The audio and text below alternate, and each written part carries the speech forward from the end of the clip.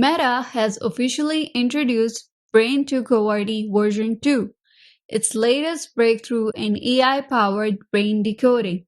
And unlike traditional brain-computer interfaces, this system does not require brain surgery. Instead, it uses AI to decode language from non-invasive brain recordings, bringing researchers one step closer to restoring communication for people who have lost the ability to speak. Now, this isn't Meta's first attempt. In 2025, the company introduced Brain2Qwerty V1.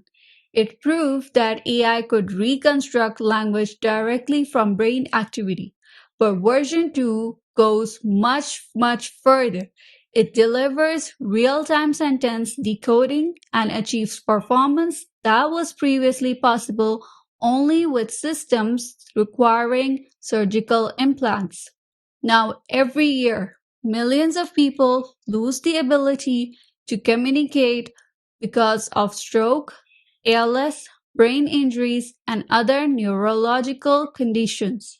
Existing brain-computer interfaces have shown promising results, but many rely on electrodes implanted directly into the brain. Now, these procedures are expensive, invasive, and not suitable for everyone. Now, Brain2Qwerty takes a different path. It aims to decode language without surgery. Now, participants wear a magnetoencephalography scanner or MEG. As they type, the scanner records tiny magnetic signals produced by the brain. Now, those signals are sent to an AI model that learns to reconstruct the intended language. It's a challenging task. Brain signals are incredibly weak and filled with noise. Yet, Brain2Qwerty V2 can still recover meaningful sentences. So, what changed between version 1 and version 2, and how did Meta achieve such a dramatic leap in performance?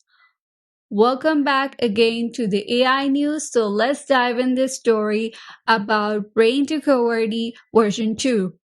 Last year, Meta introduced Brain2Qwerty version 1. It was an important milestone. The system could decode language from non-invasive brain recordings, but it mainly worked at the character level.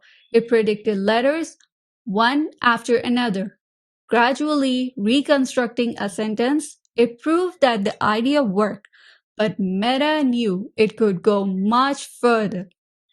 And Brain2Qwerty version 2 changes that. Instead of focusing mainly on individual characters, it learns across multiple levels of language, characters, words, and complete sentences. That means the AI doesn't just recognize letters, it understands context, making the decoded text far more accurate and much more natural. So, how does it actually work?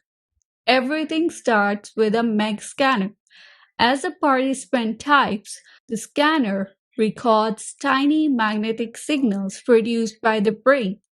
Now, those raw signals are sent into a deep learning model called the conformer. Its job is to recognize patterns, which is hidden inside the neural activity. Now, next comes the aligner. Now, aligner, because brain activity doesn't perfectly match every letter or word, now the aligner helps connect those brain signals with the correct language. Now, finally, everything reaches a large language model, the LLM. Now, this is where Brain2Qwerty becomes much smarter. Now, the language model, it understands grammar, context, and sentence structure. Even if parts of the brain signal are unclear, it can often recover the intended sentence. Building a system like this required an enormous amount of data, thousands of sentences, specifically 22,000 sentences, hundreds of hours of brain recordings, and one of Meta's most ambitious AI training projects to date. Now, the results were impressive. To train Brain2Qwerty version 2, Meta collected around 22,000 sentences from 9 healthy volunteers. Each participant spent about 10 hours inside a MEG scanner, simply typing naturally. Every sentence helped the AI better understand the connection between brain activity and language. Meta also used AI agents to explore different training configurations. Now, these AI systems search for better ways to train the model. Now, the final decisions were still made by engineers, but AI helped speed up the process. Then came the biggest test. How accurate was Brain2Qwerty version 2? Earlier non-invasive methods achieved around 8% word accuracy. Brain2Qwerty version 2 reached an average of 69%, and for its best participant, it achieved 78% word accuracy. More than half of the decoded sentences contained one word error or less. That's one of the strongest results ever reported for a non-invasive brain-to-text system. Meta also released the training code for both Brain2Qwerty version 1 and also version 2, and its research partner, the Basque Center on Cognition, Brain and Language, released the version 1 data set, giving researchers around the world the opportunity to build on this work. So, can Brain2Qwerty actually read your thoughts? Not exactly, because during this research, participants were actively typing while wearing a MEG scanner. Now, the AI learned the relationship between those brain signals and the words being typed.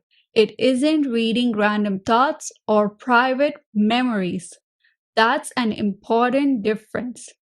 There are also practical challenges.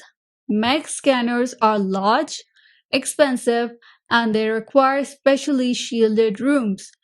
Participants also need to remain relatively still. So, this isn't technology you'll be using at home anytime soon. For now, it remains a research project, but the potential is enormous.